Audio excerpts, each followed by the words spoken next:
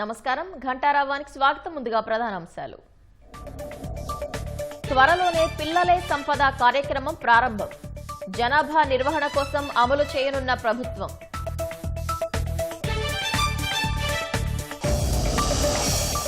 రాష్ట్ర మొత్తం జనాభాలో సగానికి పైగా బీసీలే. సంఖ్యాపరంగా శ్రీకాకుళం జిల్లాలో అత్యధికం.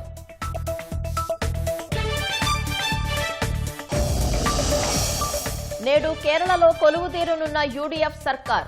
సీఎంగా సతీశన్ ప్రమాణానికి తిరువనంతపురంలో ఏర్పాట్లు.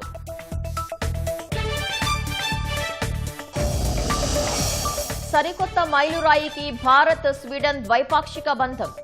గ్రీన్ ఎనర్జీ, రక్షణ రంగాల్లో కారిడార్ల ఏర్పాటుకు నిర్ణయం. తెనాలిని పర్యాటకంగా తీర్చిదిద్దేలా ప్రణాళికలు. మారుతున్న 3 కాలువల రూపురేఖలు.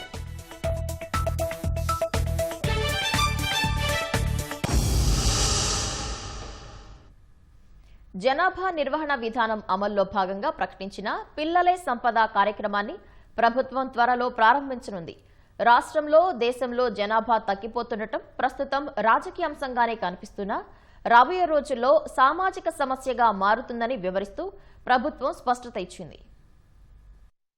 యువశక్తి తగ్గిపోతే ఆర్థిక సమస్య తలెత్తుతుందని ప్రభుత్వం తెలిపింది. ఒకప్పుడు కుటుంబ నియంత్రణ చర్యలు పాటిస్తే ప్రోత్సాహకాలు ఇచ్చేవాళ్లమని, ఇప్పుడు ఎక్కువ మంది పిల్లలుంటే ప్రోత్సాహకాలు ఇస్తామని వెల్లడించింది. మార్చి 5న జనాభా నిర్వహణ విధాన ముసాయిదాను అసెంబ్లీలో ప్రవేశపెట్టామని గుర్తు చేసింది. తల్లికి వందనం లాంటి పథకాలకు ఎంతమంది పిల్లలుంటే అంతమందిని అర్హుల్ని చేస్తున్నామని ప్రభుత్వం తెలిపింది. 2011 జనాభా లెక్కల ప్రకారం దేశంలో ఏపీ 10వ స్థానంలో ఉండగా విస్తీర్ణంలో 7వ స్థానంలో ఉంది. జనసాంద్రత జాతీయ సగటు కన్నా తక్కువే. దేశంలో చదరపు కిలోమీటర్కు 382 మంది ఉంటే ఏపీలో 304 మంది మాత్రమే ఉన్నారు. రాష్ట్రంలో సంతానోత్పత్తి రేటు 2.10 నుంచి 1.50కు తగ్గింది. దేశ సగటు 1.9గా ఉంది. బీహార్, ఉత్తరప్రదేశ్, మధ్యప్రదేశ్, రాజస్థాన్ తదితర రాష్ట్రాలు సంతానోత్పత్తి రేటులో ముందున్నాయి. ఒకప్పుడు జనాభా తక్కువగా ఉన్న కొన్ని దేశాలు ఇప్పుడు వృద్ధాశ్రమాలుగా తయారయ్యాయి.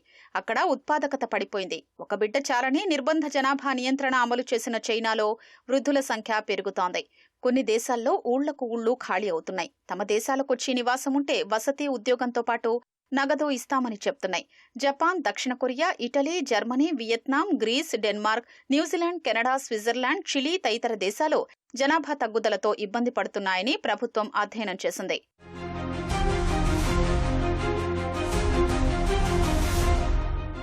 ముప్పై ఏళ్లుగా ప్రభుత్వాలు తీసుకున్న చర్యలతో దక్షిణాది రాష్ట్రాల్లో సంతానోత్పత్తి రేటు తగ్గింది. పేదరికాన్ని దృష్టిలో పెట్టుకుని అప్పట్లో జనాభా నియంత్రణ మీద దృష్టి సారించామని ప్రభుత్వం తెలిపింది. ఇప్పుడు పరిస్థితులు మారాయని, వివిధ దేశాల్లో పరిణామాలు చూశాక జనాభా నిర్వహణ చేపట్టాల్సిన అవసరం ఏర్పడిందని తెలిపింది. దక్షిణాది రాష్ట్రాలు జనాభా నియంత్రణ పాటించడంతో ఇక్కడ జనాభా తగ్గినందున పార్లమెంటు, అసెంబ్లీ సీట్ల పెంపు జనాభా ప్రాతిపదికన చేపడితే మనకు అన్యాయం జరుగుతుందని వివరించింది. రాష్ట్ర ఆర్థిక ప్రగతికి జనాభా సమతౌల్యత అవసరమని స్పష్టం చేసింది. అందుకే జనాభా వృద్ధిపై దృష్టి పెట్టామని ప్రభుత్వం వెల్లడించింది. రాష్ట్ర మొత్తం జనాభా 5.31 కోట్లు. అందులో వెనుకబడిన తరగతుల వారి సంఖ్య 2.68 కోట్లు. మొత్తంగా బీసీల వాటా 50.59% ఉంది. అంటే రాష్ట్ర జనాభాలో వెనుకబడిన తరగతుల వారే సగానికి పైగా ఉన్నారు. వైసీపీ హయాంలో 2024 ఎన్నికల ముందు సచివాలయ సిబ్బందితో రాష్ట్ర వ్యాప్తంగా చేపట్టిన కులగణన ద్వారా ఈ వివరాలు వెల్లడయ్యాయి. బీసీలో ఏ కులం వారు ఎంత జనాభా ఉన్నారో వివరాలు సేకరించిన అప్పటి ప్రభుత్వం నివేదికను మాత్రం తొక్కిపెట్టింది. తాజాగా ఆ నివేదిక వెలుగులోకి వచ్చింది. ఇటీవల కూటమి ప్రభుత్వం రాష్ట్ర వ్యాప్తంగా చేపట్టిన సమగ్ర కుటుంబ సర్వే దాదాపు పూర్తయింది. అందులోనూ బీసీ జనాభా దాదాపు ఇంతే శాతం ఉన్నట్లు తెలుస్తోంది.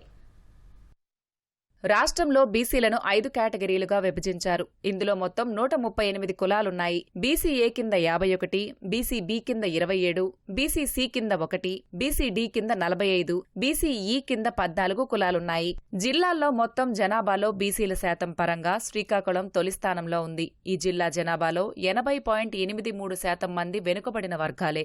76.55%తో రెండో స్థానంలో విజయనగరం, 72.73%తో మూడో స్థానంలో అనకాపల్లి జిల్లాలు ఉన్నాయి. తర్వాతి స్థానాల్లో కర్నూలు, విశాఖ, అనంతపురం జిల్లాలున్నాయి. మొత్తంగా రాష్ట్ర వ్యాప్తంగా పరిశీలిస్తే బీసీ జనాభా అత్యధికంగా ఉత్తరాంధ్రలోనే ఉంది. కనిష్టంగా అల్లూరు సీతారామరాజు జిల్లాలో బీసీల జనాభా కేవలం 3.26% మాత్రమే ఉంది. పోలవరం, తూర్పుగోదావరి, ప్రకాశం, డాక్టర్ బిఆర్ అంబేద్కర్, కోనసీమ జిల్లాల్లోనూ బీసీ జనాభా తక్కువే ఉంది.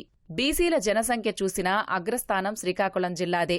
ఇక్కడ అత్యధికంగా 19.29 లక్షల మంది వెనుకబడిన తరగతుల వారున్నారు. తర్వాతి స్థానాల్లో కర్నూలు, విశాఖ, అనంతపురం, విజయనగరం, అనకాపల్లి, శ్రీ సత్యసాయి జిల్లాలున్నాయి. కాకినాడ, నెల్లూరు, నంద్యాల జిల్లాల్లో సుమారు 10 లక్షల చొప్పున ఉన్నారు. అత్యల్పంగా అల్లూరి సీతారామరాజు జిల్లాలో 22,878 మంది ఉన్నారు. పోలవరం, బాపట్ల, పార్వతీపురం, మన్యం, మార్కాపురం జిల్లాల్లోనూ బీసీ జనసంఖ్య తక్కువగా ఉంది. బీసీల్లో ఉపవర్గాల్లో అత్యధికంగా బీసీఏలు 84.72 లక్షల మంది ఉన్నారు. తర్వాత బీసీడీ 82.88 లక్షలు, బీసీబీ 67.42 లక్షలు, బీసీఈ 32.12 లక్షలు, బీసీసీ 1.70 లక్షల మంది ఉన్నారు. బీసీఏ సామాజిక వర్గాలకు చెందినవారు ఎక్కువగా శ్రీకాకుళం, కర్నూలు, అనంతపురం జిల్లాల్లో నివసిస్తున్నారు. బీసీబీ జనాభా కర్నూలు, తూర్పుగోదావరి, పశ్చిమ గోదావరి జిల్లాల్లో ఎక్కువగా ఉంది. బీసీసీ వర్గాలు పశ్చిమ గోదావరి, ఏలూరు, కృష్ణా జిల్లాల్లో ఎక్కువగా ఉన్నారు. బీసీడీ జనాభా విజయనగరం, అనకాపల్లి, శ్రీకాకుళం జిల్లాల్లో అత్యధికంగా ఉంది. బీసీఈ వర్గాలు కర్నూలు, నంద్యాల, కడప జిల్లాల్లో ఎక్కువగా ఉన్నారు. అయితే సామాజిక వర్గాల వారీగా వైకాపాకు అనుకూలంగా శాసనసభ స్థానాల్లో అభ్యర్థుల ఎంపిక కోసమే అప్పట్లో సీఎం జగన్ ఈ నివేదికను బయటపెట్టలేదని విమర్శలొచ్చాయి.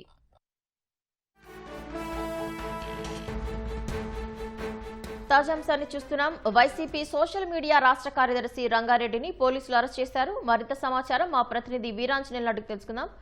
వీరాంజనేయులు, రంగారెడ్డిని ఎందుకు అరెస్ట్ చేశారు? ధన్యవాదాలు పవిత్ర.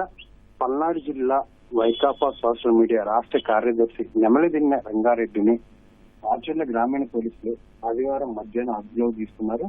అయితే ఈ వైకాపా సోషల్ మీడియా కార్యదర్శి రాష్ట్ర కార్యదర్శి ఉన్నటువంటి నెమలిదిన్న రంగారెడ్డి తెలుగుదేశం నేతలకు సంబంధించి పలు పోస్టులు సోషల్ మీడియాలో పోస్ట్ చేయడంతో అదే గ్రామానికి చెందినటువంటి ఏదైతే నెమలిదిన్న రంగారెడ్డి స్వగ్రామం ఉందో అదే గ్రామానికి చెందినటువంటి ఖమ్మంపాడికి చెందిన ఒక వ్యక్తి బెల్లకొండ కృష్ణ అనే వ్యక్తి పోలీసులు ఫిర్యాదు చేయడం జరిగింది. ఆ ఫిర్యాదును దృష్టిలో పెట్టుకుని కేసు నమోదు చేసిన మార్చిల గ్రామీణ పోలీసులు అతని కోసం గాలింపు చర్యలు చేపట్టారు. అయితే గత కొంతకాలంగా కూడా అతను పోలీసులకు అందుబాటులో లేకుండా తప్పించుకుని తిరుగుతున్న పరిస్థితి. ఈ నేపథ్యంలోనే ఈ కేసు 2020 డిసెంబర్ నమోదు కాగా అప్పటి నుంచి కూడా ఈ రంగారెడ్డి పోలీసులకు చిక్కకుండా తప్పించుకొని తిరుగుతున్నాడు. అయితే మాచిల్ల కోర్టు అతనికి నాన్ బెయిల్ వారెంట్ కూడా ఇష్యూ చేసింది. అయినప్పటికీ కూడా అతను పోలీసులు చిక్కకుండా లేదా కోర్టుకు కూడా హాజరు కాకుండా తప్పించుకుని తిరుగుతున్న పరిస్థితుల్లో నిన్న ఆదివారం మాచిల్ల గ్రామీణ పోలీసులు అయితే రంగారెడ్డిని అదుపులో తీసుకుని న్యాయస్థానం ముందు హాజరుపరిచారు. న్యాయస్థానం అతనికి బెయిల్ మంజూరు చేస్తూ పూచికత్తు మీద విడుదల చేసింది. అయితే బెయిల్ మంజూరు చేసిన అనంతరం ఇతని మీద గతంలో కూడా అనేక కేసులున్న నేపథ్యంలో మాచర్ల టౌన్ పోలీసులు అయితే మరోసారి అతను అదుపులో తీసుకున్నారు. ఎందుకంటే అతనిపై అనేక కేసులు నమోదయ్యి ఉన్నాయి. సోషల్ మీడియాకు సంబంధించి అతను తెలుగుదేశం నేతలపై ప్రధానంగా చూసుకున్నట్టయితే అతను వైకాపా మాజీ ఎమ్మెల్యే అటువంటి పిన్నెల్లి సోదరులకు సంబంధించి పిన్నెల్లి రాజ్యం అనే పేరుతో పలు పోస్టులు అది తెలుగుదేశం నేతను కించపరుస్తూ అదేవిధంగా పిన్నెల్లి సోదరులకు మద్దతు తెలుపుతూ అనేక పోస్టులు పోస్ట్ చేస్తూ ఉంటాడు సోషల్ మీడియాలో. వీటి మీద పలు చోట్ల అయితే కేసులు నమోదయ్యాయి. అయితే ఎక్కడా కూడా అతను పోలీసులు అదుపులోకి తీసుకునేందుకు అతను అజ్ఞాతంలోకి వెళ్లి అందుబాటులో లేకపోవడంతో అతని మీద చర్యలు తీసుకోలేదు. ఈ నేపథ్యంలోనే నిన్న మార్చిలో గ్రామీణ పోలీసులు అదుపులో తీసుకున్న నేపథ్యంలో న్యాయస్థానం బెయిల్ ఇచ్చినప్పుడు కూడా మరో కేసులో వెంటనే మార్చిల్ల టౌన్ పోలీసులు కూడా అతను అదుపులో తీసుకున్నారు. రాత్రి నుంచి కూడా అతను మార్చిల్ల పట్టణ పోలీసులు అదుపులో ఉన్నాడు. అయితే ఈ రోజు అతన్ని న్యాయస్థానం ముందు హాజరుపరిచి ఆ కేసుకు సంబంధించి రిమాండ్ కోరాలని చెప్పి కూడా వాళ్ళంతా కూడా పోలీసులు అయితే సన్నద్ధమవుతున్నారు. ఎందుకంటే అతని మీద అనేక కేసులు ఉన్నాయి. పలు చోట్ల కూడా తెలుగుదేశం నేతలు కావచ్చు సోషల్ మీడియాలో అతను పెడుతున్న పోస్టులకు సంబంధించి పిన్నెల్లి రాజ్యాంగం పేరిట పిన్నెల్లి సోదరులతో మద్దతుగా తెలుపుతూ అదేవిధంగా తెలుగుదేశం నేతలు కించపరుస్తూ పోస్టుల నేపథ్యంలో అతని మీద కేసులు నమోదైన పరిస్థితి ఉంది. ఈ కేసుకు సంబంధించి మార్చిల పట్టణ పోలీసులు తిప్పి అధిపతిస్తున్న నేపథ్యంలో ఆ కేసులోనే ఈ రోజు న్యాయస్థానం ముందు అతను హాజరుపరిచే అవకాశం ఉంది. ధన్యవాదాలు వీరాంజనేయులు. కేరళలో వీడి సతీశన్ సారథ్యంలో యునైటెడ్ డెమోక్రటిక్ ఫ్రంట్ యూడీఎఫ్ ప్రభుత్వం ఇవాళ కొలువుదేరనుంది. తిరువనంతపురంలోని సెంట్రల్ స్టేడియంలో కేరళ సీఎంగా వీడి సతీశన్ ప్రమాణ స్వీకారం చేయనున్నారు. వీడి సతీశన్ తన కేబినెట్ కూర్పును ఇప్పటికే పూర్తి చేశారు. యూడీఎఫ్ కూటమి పార్టీలతో చర్చల అనంతరం 20 మందికి మంత్రి పదవులను ఖరారు చేసినట్లు సతీశన్ ప్రకటించారు. వారిలో 14 మంది తొలిసారి మంత్రులుగా వ్యవహరించబోతున్నట్లు చెప్పారు. వారిలో 2 మహిళలు, 2 ఎస్సీ వర్గానికి చెందిన వారు ఉన్నట్లు పేర్కొన్నారు. కాంగ్రెస్ సీనియర్ నేతలు రమేష్ చెన్నితాల, కె మురళీధరన్, ఏపీ అనిల్ కుమార్, సన్నీ జోసెఫ్ పేర్లు మంత్రుల జాబితాలో ఉన్నట్లు సతీశన్ వెల్లడించారు. మరోవైపు ఐయుఎంఎల్కు చెందిన 5గురిని మంత్రి పదవులకు ఎంపిక చేశారు.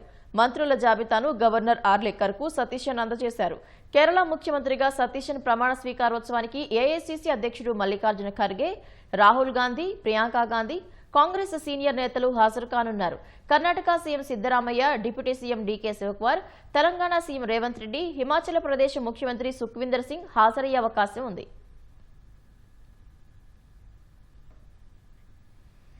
భారత్, స్వీడన్ మధ్య ద్వైపాక్షిక బంధం సరికొత్త మైలురాయిని తాకింది. ప్రధాని మోదీ స్వీడన్ పర్యటనలో ఇరు దేశాలు తమ సంబంధాలను వ్యూహాత్మక భాగస్వామ్యం స్థాయికి పెంచుకుంటూ చారిత్రాత్మక నిర్ణయం తీసుకున్నాయి. గ్రీన్ ఎనర్జీ, ఆర్టిఫిషియల్ ఇంటెలిజెన్స్, రక్షణ రంగాలలో సరికొత్త టెక్నాలజీ కారిడార్ల ఏర్పాటుకు ఇరు దేశాల ప్రధానులు శ్రీకారం చుట్టారు. ఇదే సమయంలో మోదీకి స్వీడన్ అత్యున్నత పురస్కారాన్ని బహుకరించి గౌరవించింది.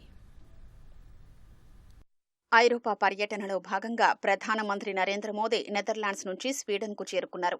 మోదీ ప్రయాణిస్తున్న విమానం స్వీడన్ గగనతలంలోకి ప్రవేశించగానే స్వీడన్ ఎయిర్ ఫోర్స్ జెట్లు గౌరవ సూచకంగా ఎస్కార్ట్ చేశాయి. మోదీ విమానం గోథెన్బర్గ్ విమానాశ్రయంలో ల్యాండ్ అయ్యే వరకు రక్షణ కల్పించాయి. స్వీడన్ ప్రధాని ఉల్ఫ్ క్రిస్టర్ సన్ రెడ్ విమానాశ్రయానికొచ్చి మోదీకి స్వాగతం పలికారు. అనంతరం మోదీ గౌరవ వందనం స్వీకరించారు. గోథెన్బర్గ్లో భారత సంతతి ప్రజలు ప్రధానికి ఘన స్వాగతం పలికారు. స్వీడన్ ఒపెరా సింగర్ షార్లెట్ హూల్డ్ పాడిన వైష్ణవ జనతో భజన, విద్యార్థుల భరతనాట్యం, బెంగాలీ సంస్కృతి ప్రదర్శనలు ఈ వేడుకల్లో ప్రత్యేక ఆకర్షణగా నిలిచాయి.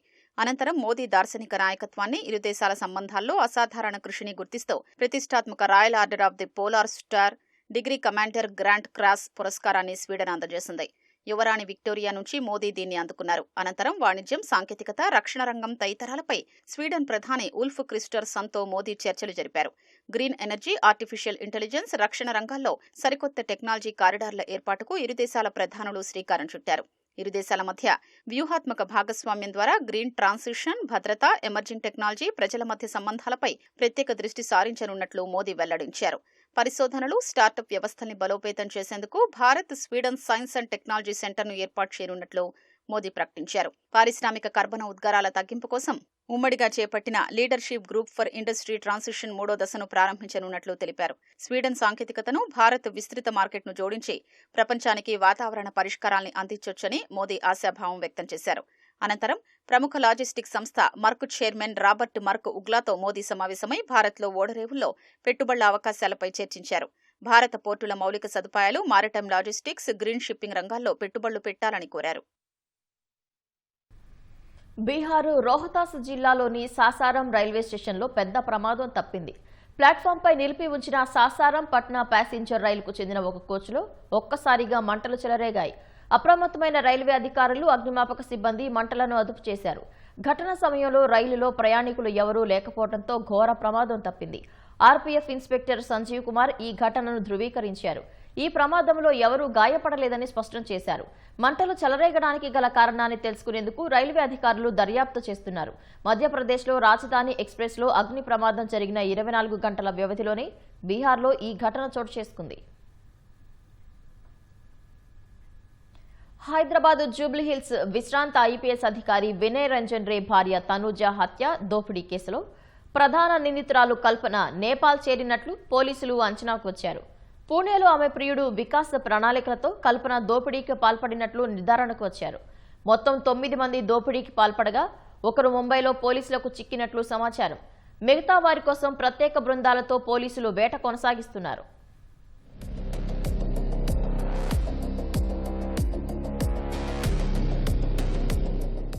హైదరాబాద్ జూబ్లీహిల్స్లో విశ్రాంత ఐపీఎస్ భార్య తనూజ హత్య, దోపిడీ కేసులో నేపాలీ ముఠా కోసం పోలీసుల గాలింపు కొనసాగుతోంది. కేసు దర్యాప్తులో విస్తుపోయే వాస్తవాలు వెలుగులోకొస్తున్నాయి. ప్రధాన నిందితురాలు కల్పన ఆమె ప్రియుడు వికాస్ వేసిన పథకం ప్రకారం దోపిడీ చేసినట్లు పోలీసులు గుర్తించారు. దోపిడీ అనంతరం పరారైన ఆమె ప్రస్తుతం నేపాల్ చేరినట్లు అంచనా వేస్తున్నారు. నిందితుల కోసం 12 పోలీసు బృందాలు, సాంకేతిక పరిజ్ఞానం, సీసీటీవీ కెమెరాల్ని విశ్లేషించారు. ఇప్పటికే పూణే, ముంబై, చెన్నై, బెంగళూరు తదితర ప్రాంతాల్లో గాలింపు చర్యలు చేపట్టారు. రైల్వే స్టేషన్లు, బస్ స్టేషన్లు సహా నేపాలీ పౌరులు ఉండే ప్రాంతాల్ని జల్లెడబట్టారు. దోపిడీలో పాల్గొన్న నిందితుల్లో ఒకరైన సునీల్ను ముంబైలో అదుపులోకి తీసుకోగా అతడి నుంచి కీలక సమాచారం సేకరించినట్లు తెలుస్తోంది.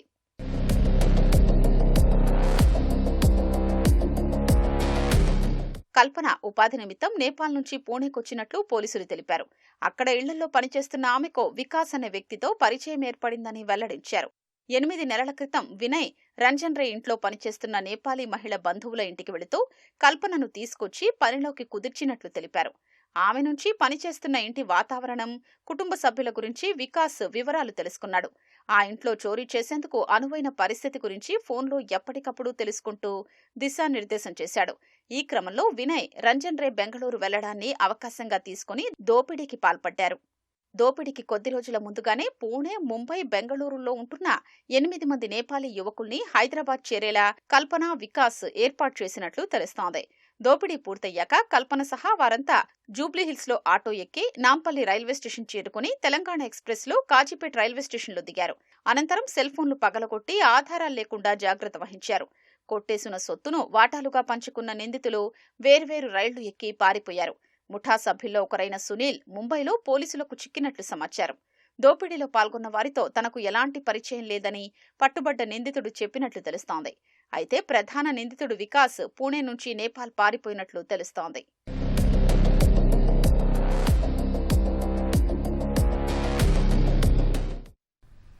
జూబ్లీహిల్స్ ఎస్బీఐ ఏటీఎంలో 2 దుండగులు మోసానికి పాల్పడ్డారు. ఏటీఎం క్యాష్ డిస్పెన్సర్ స్లాట్కు ఫైబర్ ప్లేట్ అమర్చి ఖాతాదారులకు రావాల్సిన నగదును కాజేశారు. హైదరాబాద్ జూబ్లీహిల్స్ పరిధిలోని ఎస్బీఐ బ్యాంకుకు చెందిన పలువురు ఖాతాదారులు ఈ నెల 4 నుంచి 14 మధ్య ఏటీఎంలో నగదు విత్డ్రా చేసేందుకు యత్నించారు. అయితే వారి ఖాతాల నుంచి డబ్బులు డెబిట్ అయినా నగదు బయటకు రాలేదు. ఆ విషయంపై బాధితులు బ్యాంకు అధికారులను కలిసి ఫిర్యాదు చేశారు. సీసీటీవీ ఫుటేజ్ను చూసిన బ్యాంక్ సిబ్బంది అసలు మోసం గుర్తించారు. 2 దుండగులు ఏటీఎం క్యాష్ స్లాట్కు ఫైబర్ ప్లేట్ అమర్చి నగదు బయటకు రాకుండా చేసినట్లు గుర్తించారు. వినియోగదారులు అక్కడి నుంచి వెళ్లాక ఏటీఎంలోకి వెళ్లి స్లాట్లో చిక్కుకున్న నగదు తీసుకుని పరారైనట్లు గుర్తించారు. ఆ విధంగా 48,100 రూపాయల కాజేసినట్లు అధికారులు గుర్తించి పోలీసులకు ఫిర్యాదు చేశారు.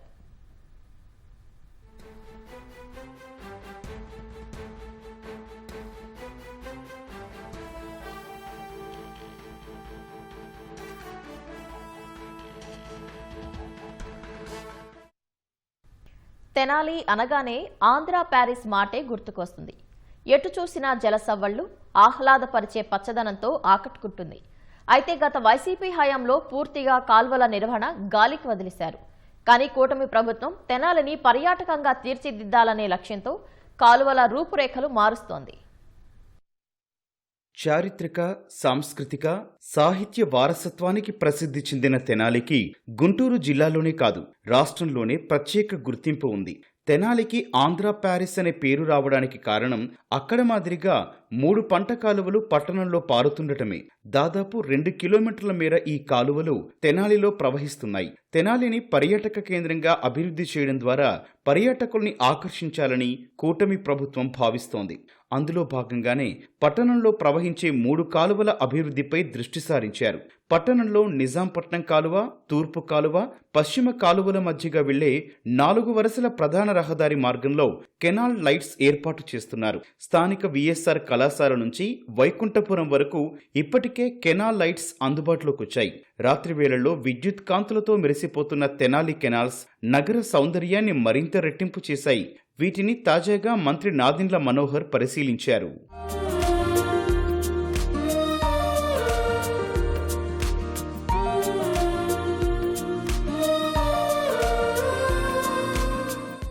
మూడు కాలువలను గత పాలకులు పూర్తిగా నిర్లక్ష్యం చేయడంతో పర్యాటక శోభ గాడి తప్పింది. కూటమి ప్రభుత్వం వచ్చాక కాలువల్లో టన్నుల కొద్దీ వ్యర్థాలు తొలగించారు. మురుగునీరు కాలువల్లోకి రాకుండా కట్టడి చేయాలని పురపాలక సంఘాన్ని ఆదేశించారు. ప్రధానమైన నిజాంపట్నం కాలువలో బోట్ షికారు అందుబాటులోకి తీసుకురావాలనే ఆలోచనలో ప్రభుత్వం ఉంది. మంత్రి మనోహర్ ఆదేశాల మేరకు జలవనరుల శాఖ అధికారులు, పర్యాటక శాఖ సిబ్బంది క్షేత్రస్థాయిలో పరిశీలించి గతంలోనే నమూనా డ్రైవ్ నిర్వహించారు. తెనాలి బండుల సుందరీకరణ, ప్రజలు బోటు ఎక్కే దిగే ప్రాంతాల గుర్తింపు, ఆయా చోట్ల వివిధ స్టాల్స్ ఏర్పాటుపై కసరత్తులు చేశారు. మరోవైపు కాలువలపై నుంచి అటూ ఇటూ రాకపోకలకు ఆకాశ నడక వంతెన నిర్మాణం చేపట్టాలనే గత ప్రతిపాదనను తిరిగి ఆచరణలో పెట్టాలని స్థానికులు కోరుతున్నారు. తెనాలికి ఆంధ్ర ప్యారిస్ అనే పేరు, 3 కాలువలు ఉండి తెనాలికి ప్యారిస్ ఎలా పేరు వచ్చిందో ఆ కాలువల వల్ల అదే కాలువలని అభివృద్ధి చేసి, రోడ్డుని అభివృద్ధి చేసి మనోహర్ గారు చాలా డెవలప్ చేస్తున్నారు. వాటికి లైటింగ్ పెట్టారు ఈ మధ్యకాలంలో, చాలా బాగుంది అది. అట్లాగే పడవల కాలువలో బోటింగ్ పెడతానని చెప్పని మనోహర్ గారు గతంలో చెప్పి ఉన్నారు. ఆ ప్రయత్నంలో ఉన్నారు కూడా సారు. అది కూడా చేసి బోటింగ్ ఏర్పాటు చేస్తే తెనాలికి ఒక మంచి పేరు వస్తుంది. పర్యాటక కేంద్రంగా చాలామంది బయట వాళ్ళు వచ్చి చూడటం బాగుంటుంది. తెనాలిలో పంట కాలువలు ఉండటం వల్ల సస్యశ్యామలంగా ఉంటుంది, పంటలు బాగా పండుతాయి. ఇప్పుడు కూటమి ప్రభుత్వం వచ్చాక తెనాలిని అన్ని విధాలుగా డెవలప్ చేస్తున్నారు. పర్యాటకంగా డెవలప్ కావాలంటే ఇక్కడ పార్కులు కూడా వచ్చాక మళ్ళీ రీమోడల్ చేశారు ఇక్కడ చింట్రావూరు పార్కులో. అలాగే ఇంకా వేరే కూడా శాంక్షన్ అయినాయి అన్నారు. అవి కూడా త్వరలో డెవలప్ అయ్యి ఆహ్లాదకరంగా ఉంటే ఇక్కడ ఈ పంట కాలువలు ఉండటం వల్ల బోటు వాటికి అవకాశం ఉంది. దానివల్ల ప్రతి ఒక్కరు వచ్చి ఆహ్లాదకరంగా సంతోషంగా ఉండి వెళ్తారు. ఆంధ్ర ప్యారిస్ లాగా ఇది నిలబడిద్ది అని అనుకుంటున్నాను. ప్రపంచ హైపర్ టెన్షన్ దినోత్సవం సందర్భంగా రాజమహేంద్రవరంలోని కిమ్స్ బొలినేని ఆసుపత్రి ఆధ్వర్యంలో ఉచిత ఆరోగ్య పరీక్షలు నిర్వహించారు. ఉమ్మడి ఉభయ గోదావరి జిల్లాల వ్యాప్తంగా అన్ని బస్టాండ్లు, రైల్వే స్టేషన్లు, ప్రభుత్వ కార్యాలయాలు, బహిరంగ ప్రదేశాల్లో హెల్త్ క్యాంపులు నిర్వహించారు. సుమారు 50,000 మందికి పైగా బీపీ, షుగర్ పరీక్షలను ఉచితంగా చేసినట్లు ఆసుపత్రి యాజమాన్యం తెలిపింది. ఆరోగ్య సమస్య ఉన్నట్లు తేలిన వారికి తీసుకోవాల్సిన జాగ్రత్తలు, చికిత్సలపై ప్రత్యేక అవగాహన కల్పించారు. ప్రస్తుతం జీవనశైలిలో మార్పులు, ఒత్తిడి కారణంగా రక్తపోటు, గుండె సంబంధిత వ్యాధులు, బ్రెయిన్ స్ట్రోక్, కిడ్నీ సమస్యలు పెరుగుతున్నాయని కిమ్స్ ఆసుపత్రి వైద్యులు తెలిపారు. ప్రజలు ముందస్తుగా పరీక్షలు చేయించుకోవటం మంచిదని వైద్యుడు ఎన్ఎస్ రామరాజు సూచించారు. ఈ నెల 31లోపు కిమ్స్ ఆసుపత్రిలో ఉచితంగా వైద్యులను కలిసి ఆరోగ్య పరిస్థితిని తెలుసుకోవచ్చని ప్రజలకు ఆసుపత్రి ఎగ్జిక్యూటివ్ డైరెక్టర్ రామ్మోహన్ సూచించారు.